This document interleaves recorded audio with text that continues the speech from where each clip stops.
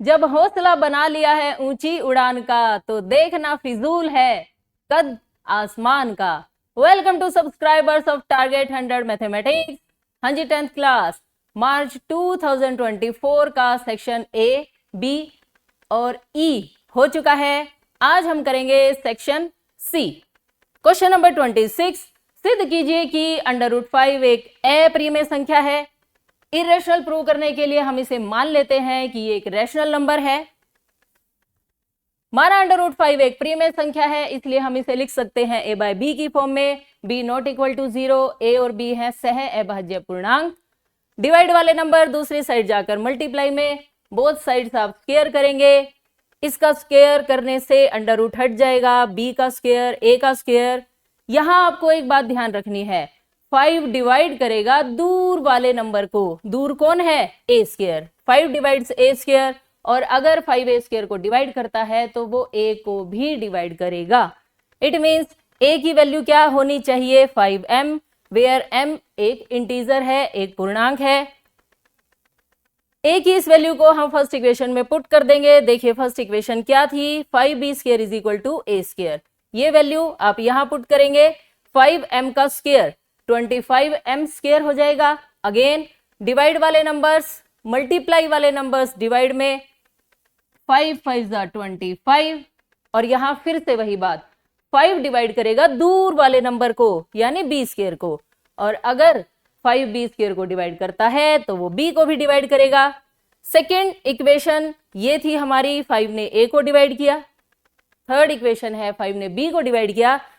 From 2 and 3, 5p और q दोनों को ही भाग करता है, लेकिन ये बात तो गलत है। क्यों? क्योंकि a और b थे को प्राइम इंटीजर, सह अभाज्य पूर्णांक, मतलब उनमें कोई भी कॉमन फैक्टर नहीं है, 1 के सिवा उन्हें कोई भी डिवाइड नहीं कर सकता। लेकिन यहां क्या आ गया? 5 आ गया। अतः हमारी कल्पना गलत है और √5 कैसी संख्या है? एक अप्रिमेय संख्या। ओके, नाउ क्वेश्चन नंबर 27, एक पोलिनोमियल गिवन है और हमें sum of roots, product of roots का जो रिलेशन है वो वेरीफाई करना है। तो देखिए क्वेश्चन नंबर 27, पोलिनोमियल है x² प्लस 7x प्लस 10। इसके आपको ऐसे दो नंबर्स फाइंड करके लाने हैं जिनकी मल्टीप्लाई 10 आती हो। ऐड या सब्ट्रैक्ट करने से आ जाए 7, यानी 5x प्लस 2x प्लस 10। यहां से x आप कॉमन लिखेंगे, यहां से 2 कॉमन आ जाएगा, x प्लस 5 x प्लस 2। शून्य के लिए आपको इसे 0 के इक्वल रखना पड़ेगा। अगर दो नंबर्स की प्रोडक्ट 0 है, either first number is equal to 0 और second number is equal to 0, plus के नंबर्स राइट साइड जाकर माइनस के चेंज हो जाएंगे। अब हम आ जाते हैं सम ऑफ रूट्स, यानी शून्यकों का योगफल। शून्यकों के योगफल का क्या रूल होता है? शून्यकों के योगफल का रूल होता है -b बाय a। यहां पर a की वैल्यू क्या है? 1, b की 7 और c की वैल्यू 10। ये वैल्यूज हम यहां लिख लेते हैं। a की वैल्यू है 1, b की वैल्यू है 7 और c की वैल्यू है 10। ओके, शून्यकों का योगफल, शून्य आ गए -5 और -2, हमने इन्हें ऐड कर दिया और इस तरफ फॉर्मूला अप्लाई किया। b की वैल्यू 7 लिखी, a की वैल्यू 1 लिखी। अब इसका आंसर बताइए, प्लस माइनस की मल्टीप्लाई, माइनस, -5 -2 की वैल्यू -7, उस साइड भी -7 ही है। ये बात ट्रू है, दोनों नंबर्स इक्वल हैं। ओके, सिमिलरली हम शून्यकों का गुणनफल, इसके लिए इसे प्रूव करेंगे। कैसे? शून्यकों के गुणनफल का रूल लगाकर, प्रोडक्ट ऑफ जीरोज, शून्यकों का गुणनफल, क्या फॉर्मूला होता है? c bye a। शून्यक है ये दोनों, इनकी मल्टीप्लाई करनी है आपको। इधर से c की वैल्यू पुट करेंगे 10/1, a की value 1, minus minus plus 5 2 10 is equal to 10। ये दोनों टर्म्स इक्वल आ गई। बस ऐसे इतना ही आप लिख देंगे तो ये वेरीफाई हो जाएगा relationship between the zeros and coefficients. Okay, now question number 28. दो व्यक्तियों की आय का अनुपात दे रखा है, उनके खर्चों का भी अनुपात दे रखा है। हमसे कहा गया है कि इन्होंने पर मंथ 2000 रुपीज सेव कर लिए, उनकी मासिक आय ज्ञात कीजिए। तो इसमें आप क्या करेंगे, इनकी मासिक आय को मान लेंगे। माना मासिक आय, मासिक आय है 9x 7x, 9:7। जब भी रेशो का क्वेश्चन है तो आप x अपनी तरफ से लगाएंगे, और जो उनका व्यय है खर्चा, उसका रेशो है 4:3, 4y 3y। According to question दोनों ने 2000 रुपीज बचाए। सेविंग्स कैसे कैलकुलेट होती हैं, जितनी इनकम है उसमें से आप एक्सपेंडिचर को माइनस कर दीजिए। 9x में से 4y माइनस किया तो 2000 रुपीज बच गए। 7x में से 3y माइनस किया 2000 रुपीज। ओके, अब हम इन दोनों इक्वेशंस को सिंप्लीफाई करेंगे। कैसे, इसे आप मल्टीप्लाई कर दें 3 से और इसे मल्टीप्लाई कर देंगे 4 से। 3 से मल्टीप्लाई करके ये क्या आ जाएगा, 27, 12, 6000। 4 से मल्टीप्लाई किया, ये भी 12 आ गया, और यहां पर आ गया 4 2 8000। कैंसिल करने के लिए साइन चेंज करने पड़ेंगे, ये दोनों टर्म्स कैंसिल। यहां से बचा माइनस का x और यहां से बचे माइनस का 2000, यानी x की वैल्यू 2000 आ गई। हमसे पूछा गया है मासिक आय, और मासिक आय क्या है, 9x 7x। x की वैल्यू को आप यहां पुट कर दीजिए x के प्लेस पर, तो हमारे पास मासिक आय आ जाएगी। माना को यहां से हटा दीजिए और यहां लिख देंगे लास्ट लाइन में, अतः मासिक आय 9 × 2000 और 7 × 2000, ओके, 18,000 और 14,000। Question finish. इसने व्यय के बारे में नहीं पूछा तो आप यहां y की वैल्यू को स्किप भी कर सकते हैं। ओके, इस क्वेश्चन की चॉइस में हमारे पास नेक्स्ट क्वेश्चन है, दो संपूरक कोणों में बड़ा कोण छोटे कोण से 18 डिग्री अधिक है। दो सप्लीमेंट्री एंगल्स हैं, हम उन्हें मान लेते हैं x और y। माना दो संपूरक कोण x और y। अब जो संपूरक कोण होते हैं उनका सम कितना होता है, सम होता है 180। और सेकंड कंडीशन, बड़ा कोण छोटे कोण से 18 डिग्री ज्यादा है। हमने x को बड़ा एंगल मान लिया, छोटे में 18 डिग्री ऐड किया तो वो x की वैल्यू आ गई, यानी x माइनस y की वैल्यू है 18। ये है फर्स्ट इक्वेशन, ये है सेकंड इक्वेशन। हम इन्हें सोल्व करेंगे। कैसे, अगर आप इन्हें ऐसे लिख लेंगे तो कैंसिल करने में आसानी हो जाएगी। दोनों terms cancel, x plus x 2x, इन्हें ऐड किया 198। x की वैल्यू मल्टीप्लाई वाले नंबर्स दूसरी साइड जाकर डिवाइड में, यानी 198 डिवाइडेड बाई 2, x की वैल्यू आ गई 99। ये तो आ गया एक एंगल। सेकेंड एंगल आप कैसे फाइंड करेंगे, किसी भी इक्वेशन में वैल्यू पुट कर दीजिए, यहां या फिर यहां या यहां भी पुट कर सकते हैं। पुट इन इक्वेशन 1, x के प्लेस पर आपको 99 पुट करना है। Put in equation 1, 99 plus y is equal to 180। Plus के नंबर्स दूसरी साइड जाकर माइनस में चेंज हो जाएंगे। 180 में से आप 99 को माइनस कर देंगे। This is equal to 81। इसलिए y की वैल्यू 81 और x की वैल्यू, लास्ट में आप क्या लिखेंगे, अतः दो कोण, एक 99 और एक 81 डिग्री। नाउ क्वेश्चन नंबर 29, ये थ्योरम का क्वेश्चन है। सिद्ध कीजिए कि दो संकेंद्रीय वृत्तों में बड़े वृत्त की जीवा जो छोटे वृत्त को स्पर्श करती है, स्पर्श बिंदु पर समद्विभाजित होती है। सिंपल सी थ्योरम है, 3 मार्क्स का क्वेश्चन है। आप लिखेंगे गिवन और टू प्रूव ऐसे। संकेंद्रीय का क्या मतलब होता है, जिनका एक ही सेंटर हो, ये ए बी बड़े वृत्त के लिए तो जीवा है, लेकिन छोटे वृत्त के लिए ये इसकी एक स्पर्श रेखा है, टेंजेंट लाइन है। C1 C2 केंद्र O वाले दो संकेंद्रीय वृत्त हैं। टू प्रूव AP को BP के इक्वल लेकर आना है। कंस्ट्रक्शन में आप O को P से मिला दीजिए। अब हम लिखेंगे इसका proof.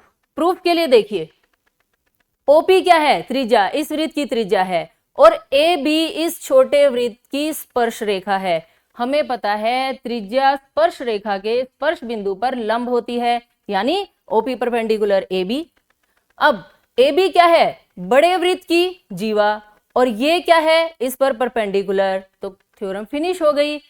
AP is equal to BP हो गया। क्यों हो गया? इसका रीजन आप लिखेंगे, क्योंकि केंद्र से जीवा पर डाला गया लंब जीवा को समद्विभाजित करता है। बस, theorem finish. Now question number 30। Trigonometry का बिल्कुल इजी क्वेश्चन है। 1 plus sine A divided by 1 minus sine A. Left side हमने ले ली। टू प्रूव का क्वेश्चन है। आंसर लेकर आना है सीकेंट ए प्लस टेन ए।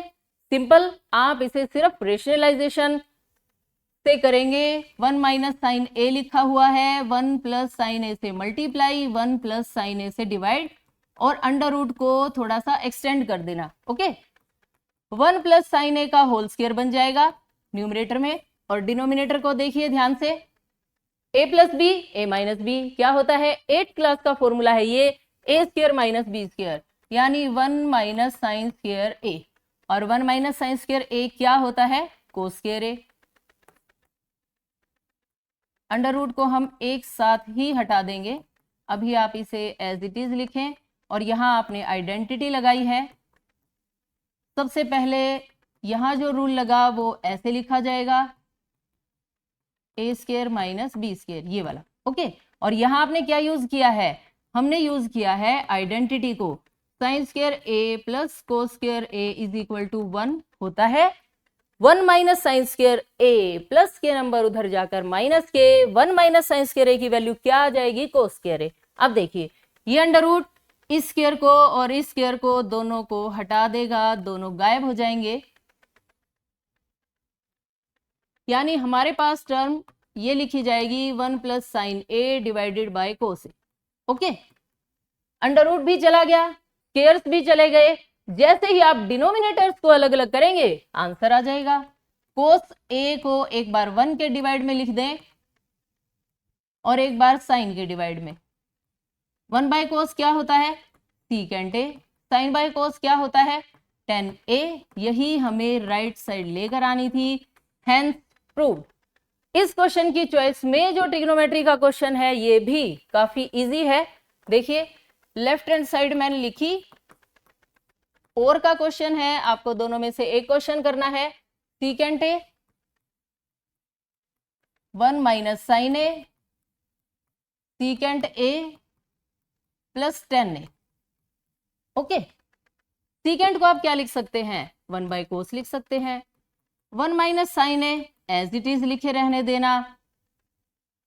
अब सीकेंट को क्या लिखा जा सकता है? 1 बाय कोस और 10 को साइन बाय कोस। मतलब आपने सारी स्टेटमेंट को साइन और कोस में लिख लेना है। ओके, एलसीएम बताइए क्या आएगा? एलसीएम आएगा कोस ए। यहां पर 1 प्लस साइन ए बचेगा, 1 माइनस साइन ए पहले से ही है एज इट इज, और 1 by cos A as it is. Cos A से मल्टीप्लाई होकर क्या बनेगा? कोस का स्क्वायर बन जाएगा। 1 माइनस साइन ए 1 प्लस साइन ए के साथ मिलकर क्या बनेगा? 1 माइनस साइन स्क्वायर ए। फिर से 8th क्लास का रूल अप्लाई हो गया। कौन सा? A plus B A minus B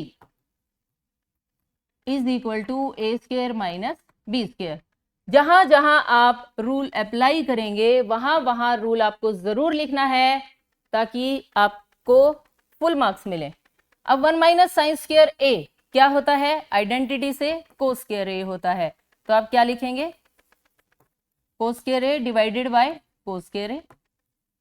और अगेन फिर से आपको यहाँ आइडेंटिटी लिखनी है, sine square A plus cos square A is equal to 1। Okay, ये दोनों फॉर्मूले हैं। अब ये दोनों टर्म्स कैंसिल हो गई और क्या बचेगा? सिर्फ 1। Which is RHS।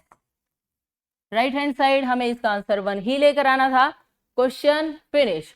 Now question number 31, die को थ्रो किया गया, हमें प्रोबेबिलिटी बतानी है एक प्राइम नंबर की। बताइए, जब आप एक डाई को थ्रो करते हैं तो आपके पास कौन कौन से नंबर्स आ सकते हैं? 1 2 6। अब इसमें एक अभाज्य संख्या की क्या प्रायिकता होगी? इसके लिए आपको पता होना चाहिए कि अभाज्य संख्याएं यहां पर कौन कौन सी हैं। प्राइम नंबर्स कौन से होते हैं? जो सिर्फ अपने आप से और 1 से डिवाइड होते हो, लेकिन प्राइम नंबर्स में 1 कहीं नहीं आता। प्राइम नंबर्स हैं 2, 3 और 5, यानी फेवर में केसेस हैं 3, टोटल केसेस हैं 6। दोनों को आप कैंसिल करेंगे, प्रोबेबिलिटी बनेगी 1/2। 2 और 6 के बीच की कोई संख्या 2 और 6 के बीच की संख्या। अब बताइए 2 और 6 के बीच में कितनी संख्याएं हैं? 2 और 6 के बीच में है 3, 4, 5, फेवर में 3, टोटल में 6, अगेन कैंसिल होकर 1/2। और थर्ड पार्ट में हमसे पूछा गया है ओड नंबर, यानी विषम संख्या। विषम संख्याएं कौन सी होती हैं? वे संख्याएं जो 2 से डिवाइड नहीं होती। जो 2 से डिवाइड होते हैं उन्हें इवन नंबर्स कहा जाता है। यहां ओड नंबर्स 2 से कौन कौन डिवाइड नहीं होता? 1, 3, 5। कितने हैं ये भी 3, डिवाइड में 6, आंसर आ गया 1/2। ओके, 3 मार्क्स में सिर्फ ये 3 लाइन्स आपको लिखनी है और आपके फुल मार्क्स मिलेंगे। Now section D, question number 32 तो इतनी बार एग्जाम में आ चुका है कि आपको ये बिल्कुल याद हो जाना चाहिए। 2 क्रमागत धनात्मक पूर्णांक ज्ञात करने हैं जिनके वर्गों का योग है 365। तो आप मान लेंगे, माना 2 क्रमागत धनात्मक पूर्णांक, क्या क्या मानेंगे? एक तो मानेंगे x और अगला होगा x+1। अकॉर्डिंग टू क्वेश्चन इनके वर्गों का योग आप ऐसे लिखेंगे is equal to 365। a plus b का होल स्क्वायर क्या होता है? a square plus b square plus 2ab। 365 को लेफ्ट साइड में ले आना, x स्क्वायर में x स्क्वायर ऐड किया 2x square plus 2x minus 364 is equal to 0। अब ये माइनस 364 कैसे हुआ? प्लस का 1 और माइनस का 365, माइनस का 364 आएगा। यहां से आप 2 को कॉमन लिख लें। 2 को कॉमन लिखेंगे तो आपको डिवाइड करना होगा, 182 इज इक्वल टू 0। ये 2 0 से कैंसिल हो जाएगा। इसके आप फैक्टर्स बनाएंगे, क्या क्या बनेंगे? 13 और 14। क्योंकि मल्टीप्लाई आपको माइनस की चाहिए तो आपको 13 को माइनस का लिखना पड़ेगा, एक नंबर माइनस का, तभी मल्टीप्लाई माइनस की आएगी। ओके, और 14 में से 13 माइनस करेंगे तो प्लस का 1 भी आ जाएगा। अब फर्स्ट 2 टर्म्स में से हम कॉमन लिखेंगे। क्या कॉमन लिखेंगे? x की वैल्यू यहां से कॉमन आ जाएगी, तो देखिए क्या बचेगा, x माइनस 13, और यहां से 14 को आप कॉमन लिखेंगे तो भी x माइनस 13 ही बचेगा। टोटल में से x माइनस 13 बाहर, x plus 14 is equal to 0। अब दो नंबर्स की मल्टीप्लाई 0 है, either first number is equal to 0 और second number is equal to 0। यहां से x की वैल्यू 13, यहां से x की वैल्यू माइनस 14। ये इम्पॉसिबल है क्योंकि माइनस का नंबर नहीं हो सकता। लास्ट में आप लिखेंगे अतः 2 धनात्मक पूर्णांक x और x प्लस 1 माना था आपने, 13 और 13 plus 1 14, which is required answer. Okay, अब इस क्वेश्चन की चॉइस में हमारे पास एक बहुत अच्छा क्वेश्चन है। एक इक्वेशन गिवन है, इसका डी फाइंड करना है, और डी का फॉर्मूला तो हमें आता ही है, B square minus 4ac। Equation हमने लिखी 3x square minus 2x plus 1/3 is equal to 0। a की वैल्यू 3, b की वैल्यू माइनस 2, c की वैल्यू 1/3। ओके, d होता है b स्क्वायर माइनस 4ac।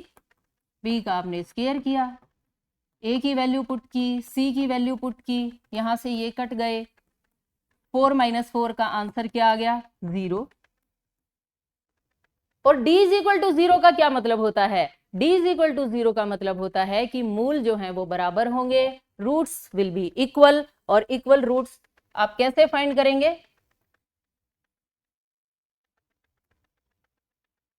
अतः शून्य क्या फॉर्मूला होता है?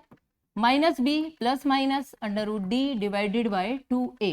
लेकिन ये वैल्यू 0 हो चुकी है, इसलिए ये भी यहां से चला जाएगा, शून्य बनेंगे minus B by 2a minus B by 2a।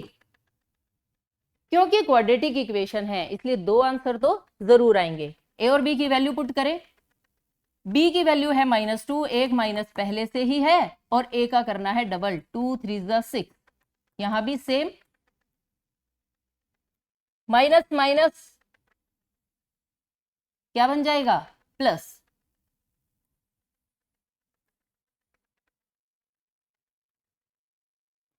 यानी 2/6 और 2/6 इन्हें आप कैंसिल कर दें, आंसर विल बी 1/3 1/3। ओके, ये शून्य आ गए, इक्वल हैं क्योंकि यहां पर d की वैल्यू 0 है। Understand? Now question number 33, 5 marks के क्वेश्चन स्टार्ट हो चुके हैं, तो इसलिए ध्यान से सुने। 90 सेंटीमीटर की लंबाई वाली एक लड़की बल्ब लगे एक खंबे के आधार से परे 1.2 मीटर पर सेकंड की चाल से चल रही है, मतलब दूर जा रही है, और जो बल्ब है उसकी हाइट दे रखी है। हमें बताना है 4 सेकंड के बाद उस लड़की की छाया की लंबाई कितनी होगी। तो चलिए, ये है बल्ब जो 3.6 मीटर की हाइट पर है, और यहां पर है लड़की 90 सेंटीमीटर की हाइट वाली, और ये बल्ब यहां लगा है और इसकी लाइट यहां आई। तो जो छाया है, ये देखिए, ये है ABCDE। हमें ये फाइंड करनी है छाया की लंबाई। ओके, हमने इसे क्या मान लिया? x, और हमें क्या दे रखा है? बस इतना ही पता है। चलिए, AB क्या है? AB है बल्ब की ऊंचाई, जो कि है 3.6 मीटर। CD क्या है? लड़की की हाइट कितनी है? 90 सेंटीमीटर। लेकिन बाकी सारी जो स्टेटमेंट है वो मीटर में है, तो आप इसे भी मीटर में चेंज कर लें। 90/100, एक जीरो कट, 0.9 मीटर। छाया की लंबाई को आपने मान लिया है x, छाया की लंबाई इज इक्वल टू x, ये आपने मानी है। ओके, अब बात सिर्फ एक रह गई कि ये जो 1.2 मीटर पर सेकंड और 4 सेकंड की बात लिखी हुई है, आप इसे कैसे यूज करेंगे? देखिए, हम इसे यूज करेंगे इस BD की वैल्यू को फाइंड करने के लिए। BD क्या है? दूरी, और दूरी का क्या फॉर्मूला होता है? देखिए, डिस्टेंस का फॉर्मूला होता है चाल गुणा समय। हमें स्पीड दे रखी है 1.2, समय है 4 सेकेंड, इनकी हमने मल्टीप्लाई कर ली, ये आ गई 4.8 मीटर। इट मींस ये वैल्यू है 4.8 मीटर। अंडरस्टैंड? और अब देखिए, हम इसको कैसे यूज करेंगे x की वैल्यू फाइंड करने के लिए। ये कंप्लीट ट्रायंगल ABE सिमिलर है कंप्लीट ट्रायंगल CDE के। ओके, क्योंकि ये वाला एंगल तो कॉमन है और ये है 90 डिग्री। एंगल सिमिलरिटी रूल से दोनों ट्रायंगल्स सिमिलर हो जाएंगी, और सिमिलर ट्रायंगल्स की साइड्स का रेशो इक्वल होता है। और फिर से वही बात, जो साइड आपको ढूंढनी है वो आप कहां लिखेंगे? वो लिखेंगे ऊपर। हमें ढूंढना है ED। आपने छोटी ट्रायंगल का बेस लिखा, अब बड़ी ट्रायंगल का बेस लिखेंगे। बड़ी ट्रायंगल का बेस है BE इज इक्वल टू छोटी ट्रायंगल की हाइट CD बड़ी ट्रायंगल की हाइट AB। बस अब आपको सिर्फ ये वैल्यूज पुट करनी है। अगर ये वैल्यू x है और ये वैल्यू 4.8 है तो कंप्लीट BE की क्या वैल्यू होगी? 4.8 प्लस x। CD की वैल्यू है 0.9 और ये वैल्यू है 3.6। अब हमें ये वैल्यूज सिंप्लीफाई करनी है क्रॉस मल्टीप्लाई करके, ताकि हम x की वैल्यू को फाइंड कर सकें। देखिए सिंपल क्रॉस मल्टीप्लीकेशन का क्वेश्चन है ये। 3.6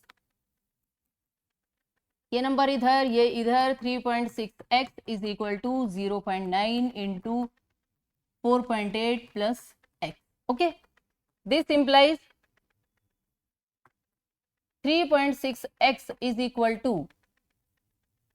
4.32 प्लस 0.9x। मल्टीप्लाई हमेशा ये सोच के की जाती है कि डेसिमल है ही नहीं, ये है 48, 48 और ये 9, दोनों की मल्टीप्लाई की और एक डिजिट यहाँ का, एक डिजिट यहाँ का, दो डिजिट्स के बाद हमने डेसिमल लगा दिया। एक्स वाले एक तरफ इकट्ठे कर लो, प्लस के नंबर इधर आकर माइनस के, यहाँ पर 4.32 एज इट इज, ये बनेगा 2.7x इज इक्वल टू 4.32। 3.6 में से 0.9 को माइनस कर दिया और मल्टीप्लाई वाले नंबर्स दूसरी साइड जाकर डिवाइड में, ऐसे। ओके, अब इसे हमें सिंप्लीफाई करना है। कैसे करेंगे आप इसे सिंप्लीफाई?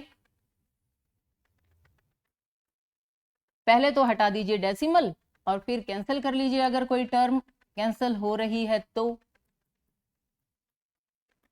432 डिवाइडेड बाय 100, और जब 27 का 2.7 का डेसिमल हटाया जाएगा तो ये 10 ऊपर चला जाएगा और ये इधर एक 0 कट गई। और कैंसिल करेंगे आप इसे तो 3 9 144, 2 5 10, 72, 9 8 72। x की वैल्यू आ गई है 8/5। आप चाहें तो इसे डेसिमल में भी चेंज कर सकते हैं, 1.6 मीटर। ये है छाया की लंबाई, क्लास में आपको लिखना है। अतः छाया की लंबाई इज इक्वल टू 1.6 मीटर।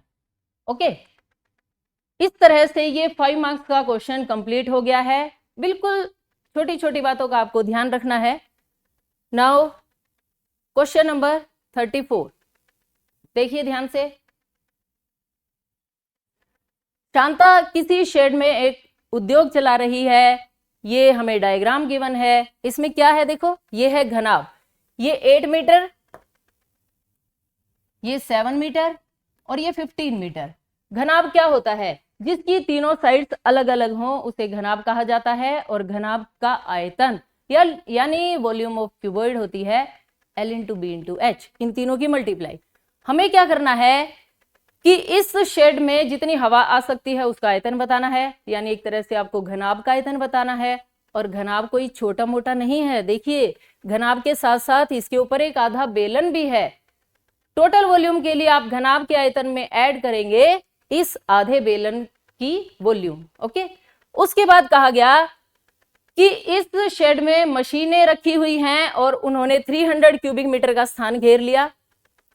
20 इसमें वर्कर्स हैं, काम करने वाले लोग, और 0.08 क्यूबिक मीटर उन्होंने स्थान को घेर लिया।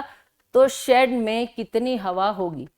तो सिंपल सी बात है, टोटल वॉल्यूम आप कैलकुलेट कीजिए, उसमें से मशीनरी का जो आयतन है माइनस जो वर्कर्स हैं उन्होंने जितना स्पेस ले रखा है उन दोनों को माइनस कर दीजिए। हमारे पास शेड में कितनी हवा होगी वो आ जाएगी। तो चलिए सबसे पहले आप लिखेंगे क्वेश्चन नंबर है 34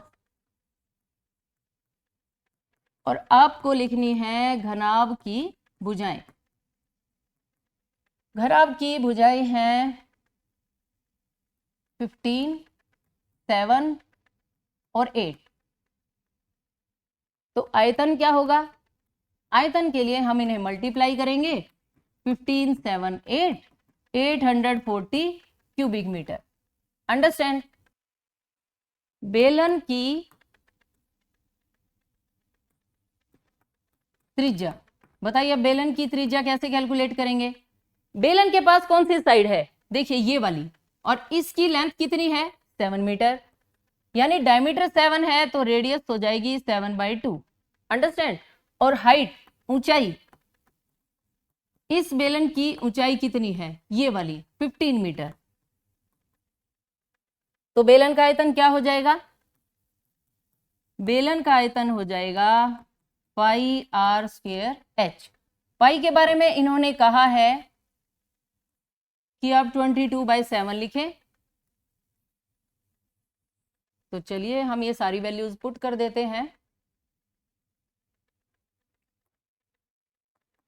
22/7, रेडियस की वैल्यू 7/2 इंटू हाइट। 7 से 7 कैंसिल, 2 11 जा, 11 7 और 15, 11 7 15 बाय में 2, और तो कोई टर्म नहीं है। 77 और 15 की मल्टीप्लाई 115, तो ये आ जाएगी 115 डिवाइडेड बाय 2 क्यूबिक मीटर। ये है कंप्लीट बेलन का आयतन। लेकिन हमारे पास ये जो बेलन की शेप है वो कैसी है? हाफ है। तो आप क्या करेंगे? इस आयतन का भी हाफ कर देंगे, यानी 1/2। रूल बनेगा 1/2 πr²h। 1/2 से जब आप मल्टीप्लाई करेंगे तो इस 2 के प्लेस पर क्या आ जाएगा? 4। अंडरस्टैंड? चलिए अब हम इन दोनों वॉल्यूम्स को ऐड करते हैं।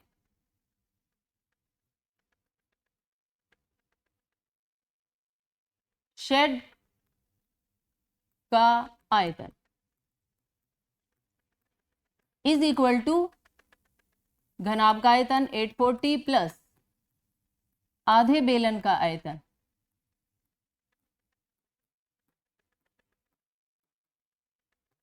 फोर से हम इसे डिवाइड कर देंगे। अब हम इन दोनों टर्म्स को ऐड कर देते हैं। 0.75 एज इट इज 8, 1128, ये आ गया कंप्लीट शेड का आयतन। अब हमें इसमें से मशीन का आयतन माइनस करना है। मशीनरी द्वारा घेरा गया स्थान, मशीनरी ने जो स्थान घेरा है वो क्या है? 300 क्यूबिक मीटर। ओके। और 20 जो श्रमिक हैं, 20 श्रमिक, उन्होंने कितना स्थान लिया है वो देखिए।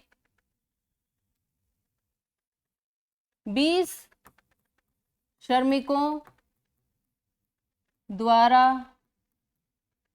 घेरा गया स्थान।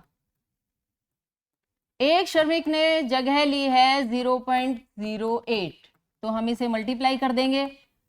फिर से वही बात है, मल्टीप्लाई ये सोच के करनी है कि डेसिमल नहीं है। ये 8, ये 20, ये हो गया 160।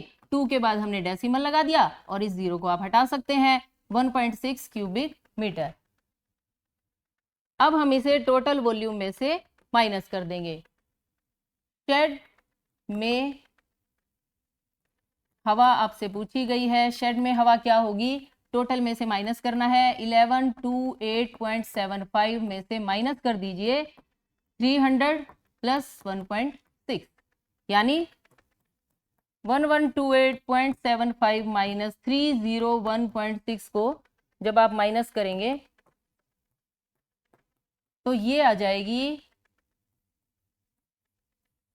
उस एयर की वॉल्यूम जो शेड में है मशीन और वर्कर्स के होने के बाद।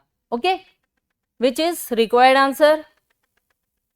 नाउ नेक्स्ट क्वेश्चन है, ये एक डेकोरेटिव ब्लॉक है और देखिए अब की बार ये घन की शेप का है। घन मतलब जिसकी सारी साइड्स इक्वल होती हैं। दो ठोसों से मिलकर बना है, एक घन है दूसरा आधा गोला है और आधा गोला उसके ऊपर रख दिया गया। हमें इस ब्लॉक का टोटल सरफेस एरिया चाहिए। बहुत सिंपल सी बात है, इसका टोटल सरफेस एरिया, पहले आप घन का टोटल सरफेस एरिया कैलकुलेट कर लें और उसके बाद ये जो आधा स्फीयर है इसका सिर्फ आपको वक्र पृष्ठीय क्षेत्रफल चाहिएगा। ओके, आधे गोले का। और क्योंकि इस ठोस के ऊपर एक आधा गोला ऐसे रख दिया गया, ऐसे रखा गया है, जिस प्लेस पर रखा गया है वो एरिया आपको माइनस करना पड़ेगा। ओके, बात समझ में आई? पूरे ब्लॉक का एरिया आपको कैलकुलेट करना है। घन का टोटल सरफेस एरिया ढूंढा, हेमिस्फीयर जो ऊपर रखा हुआ है उसका वक्र पृष्ठीय आपने ऐसे देखा ऊपर से, मतलब पूरे गोले का 4 पाई आर स्क्वायर और आधे गोले का 2 पाई आर स्क्वायर, सिर्फ इतना जो आपको बाहर से दिखाई दे रहा है। माइनस करना है क्योंकि गोले को ठोस के ऊपर रखा गया है। कौन सा?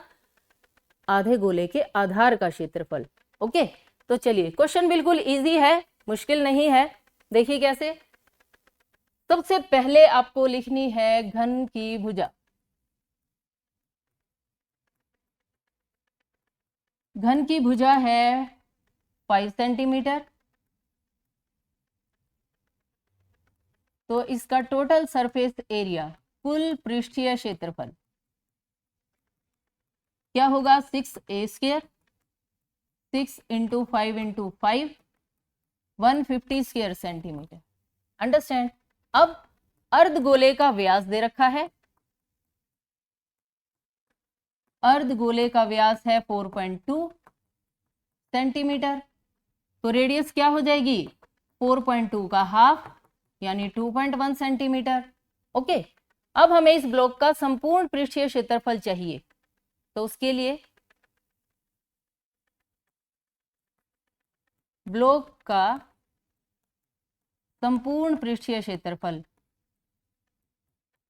पहले हम फॉर्मूला लिख देते हैं और उसके बाद वैल्यू पुट कर देंगे। तो देखिए फॉर्मूले में आप क्या लिखेंगे? ब्लॉक का संपूर्ण पृष्ठीय क्षेत्रफल क्या होगा? घन का संपूर्ण पृष्ठीय क्षेत्रफल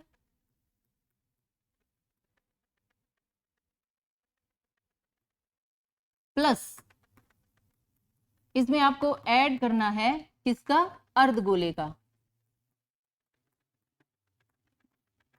अर्ध गोले का वक्र पृष्ठीय क्षेत्रफल।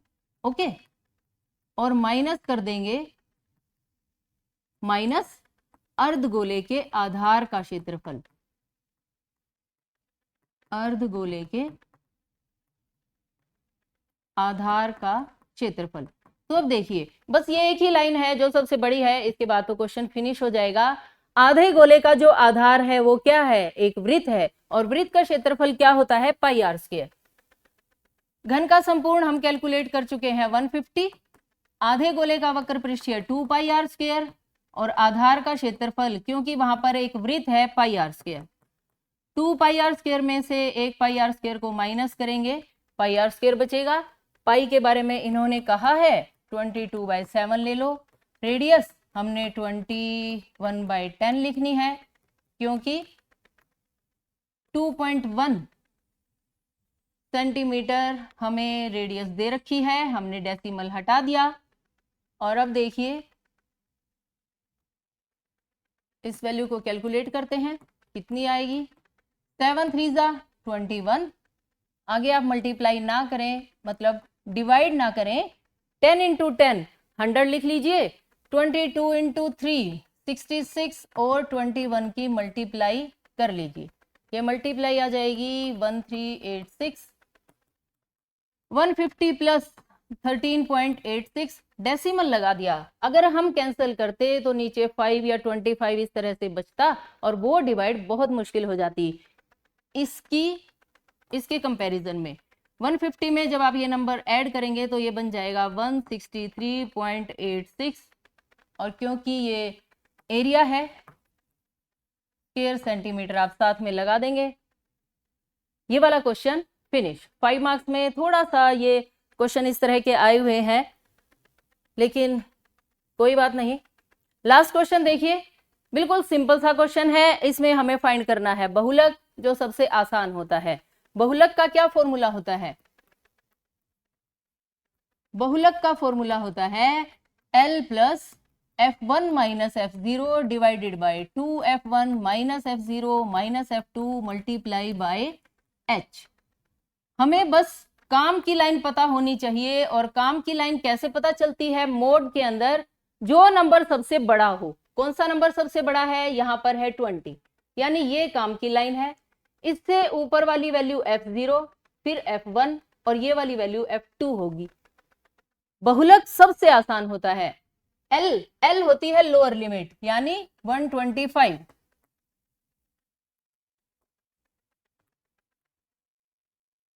125 प्लस F1 में से F0 माइनस करना है, यानी 20 में से आप 13 को माइनस कर देंगे। 20 माइनस 13, F1 का डबल, 20 का डबल क्या होगा? 40, F0 13, F2 14। सारी वैल्यूज हमने पुट कर दी। और H क्या होता है? H होता है इंटरवल्स के बीच का डिफरेंस, जो यहां पर कितना है? 20। चलिए अब इन वैल्यूज को कैलकुलेट कर लेते हैं। 20 माइनस 13 7, ये बन गया 27। 13 इंटू 20, और अब हम इसे कर लेंगे सिंप्लीफाई।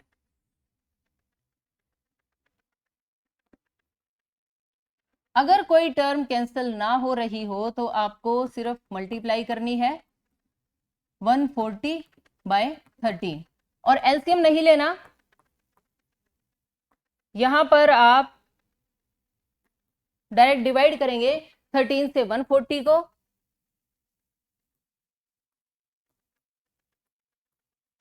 ये डिवीजन, और 125 में जब आप ये नंबर ऐड करेंगे 135.769, और आप इसे लिख सकते हैं 0.77।